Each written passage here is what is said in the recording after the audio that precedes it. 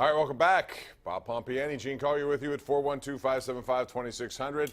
You wonder what's going through the mind of Chris Davis right now, the Baltimore Orioles. You know, just 4 years ago, they signed him to a 7-year deal, $161 million after he just was hitting long ball after long ball. They bought into that. Well, he has been awful ever since. And he set a record, I think, for now, for 0 for 45. His last 45 at-bats, no hits. He struck out more than half those times tonight, 0 for 4. Gene, they still owe him $93 million. What do you do? Talk about that. I mean, how is your him, though? That's pretty good. You know, you show up and you get $93 million no matter what happens. Yeah. I feel bad for him in a way, though, because they have a shift on all the time. He has to learn how to go the other way. If not, there's no... Oh, they have a shift on against everybody. I know. I mean, they're not 0 for 46. Should they regulate that? Not allow that? I believe they should. There's a lot of experimental baseball being played this summer in the Atlantic League, and includes a pitch clock, a robotic umpire, a rule that you have to have 2 infielders on either side of second base, and a couple other things that are really innovative. I'm interested to see how they play out. But Chris Davis, yeah, I mean, you do have to feel for the guy. I mean, he's really been a complete disaster since that contract. It's one of the worst contracts in baseball history, and I guess he's going to break the record. I think it's 0 for 46, and that's hard to do. You know, it's hard for pitchers to do that. It's hard for anyone to do that, but he's going to do that. Real quick, Masters pick. It's this week down in Augusta, one of my favorite times of the year. I know. Who do you like? I like the field. The field. It's always Tiger or the field, isn't it? Well, this time it'll be Rory or the field. Oh, really? Yeah. Okay. Would you take Rory? Sure. Sure. I'm going to go with Tony Finau. That's my pick. Really? A guy who I think has game to play down there, and we'll see. Why is his game because he hits it long and he's pretty straight. And if you hit it long and straight down there, you're in good shape. Now your putting has to determine what happens. That's anyone's guess. Let's go to line 5, Diana in Washington. Hey, Diana, how are you? Hi, fine, Bob. Good. Yeah, I'd like to know why the sport of golf thinks they're above the time clock. Every Sunday they go overtime. Yesterday it was a ridiculous hour and 45 minutes, but every Sunday it's at least an hour. My husband likes golf, and, you know, so we watch it, but, yeah, I just think it's outrageous they're all to go that much overtime. I'll agree this much for you. I think, you know, some of these groups have to be on the clock when they're playing too slow, and there should be more enforcement of that. But overall, it's a sport without a clock, just like baseball is one without a clock. And I'm not to the point where I'm going to change anything, but I think players need to be reminded, Gene, that they have to speed up play, because when you take too long, you affect everyone else in the field as well. I think it should be the first one done, Bob. Just race through it? Strokes don't count. Just the first guy to get in. Interesting. All right, line 4 we go. Mike in Bethel Park. What's up, Mike? Yeah, hey, guys.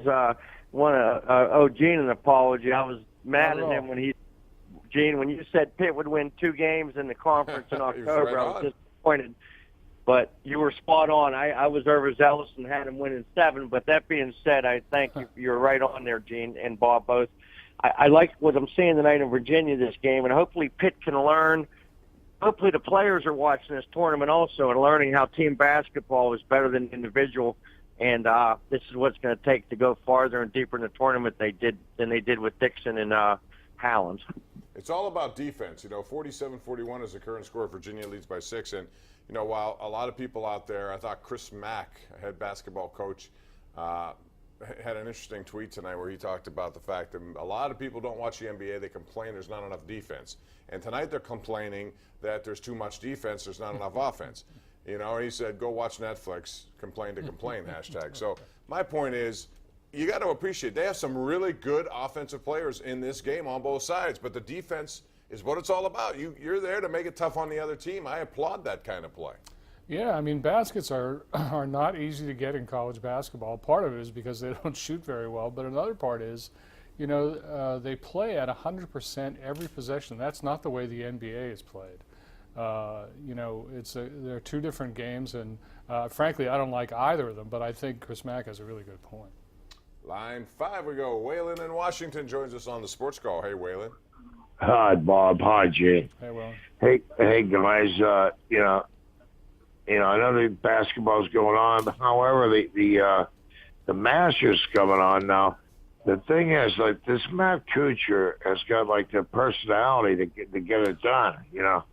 But does he have the putting, you know? I mean, and there's Waylon, that's the question with everyone involved. Right now, the #1 putter on tour this year, and it's no small sample size. He's played a lot of golf, is Justin Rose. He's the #1 player in the world. Yeah, However, I'll remind you, the last #1 player in the world to win the Masters was Tiger Woods in 2002.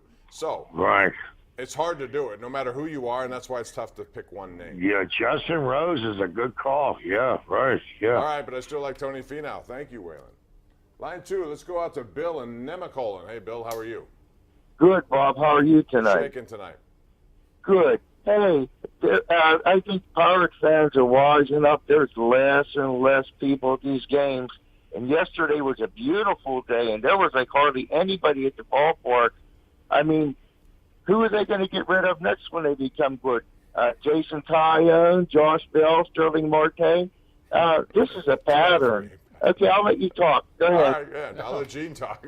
Because yesterday was a beautiful day, but it's a Sunday game, and it seems like those are never as well attended as they should be.